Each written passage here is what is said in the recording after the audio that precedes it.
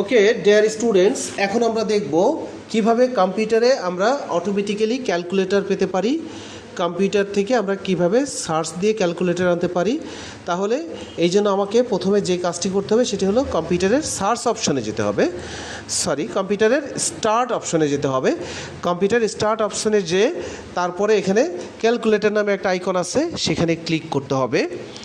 তারপরে calculator open হয়ে যাবে। ক্যালকুলেটর ওপেন হওয়ার পরে আমরা যে কোনো সংখ্যা যোগ করতে পারি। যে কোনো সংখ্যা যোগের জন্য আমার এই ক্যালকুলেটর আমি ওপেন করেছি।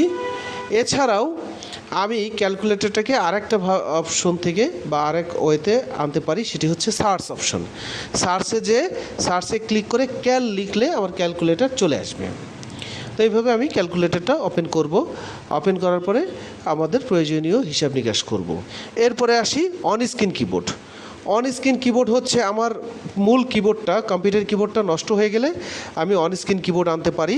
সেক্ষেত্রে স্টার্টে যে সেটিংয়ে যে is of access, start setting is of access, এরপরে কিবোর্ড উপরের দিকে অন স্ক্রিন কিবোর্ড অন করে দিতে হবে। আমার অন স্ক্রিন কিবোর্ডটা চলে আসবে।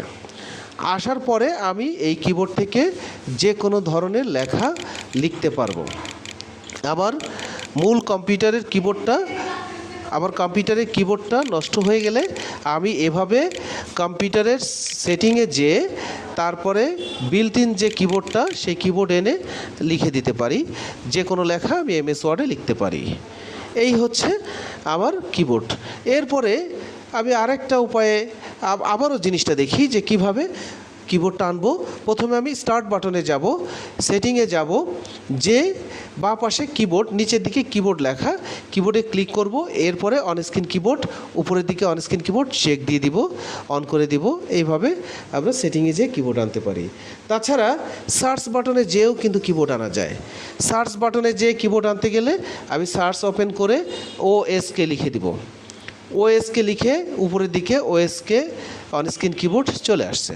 অন স্ক্রিন কিবোর্ড ওপেন করব। এইভাবে আমার অন স্ক্রিন কিবোর্ডটা ওপেন হয়ে যাবে। ধন্যবাদ।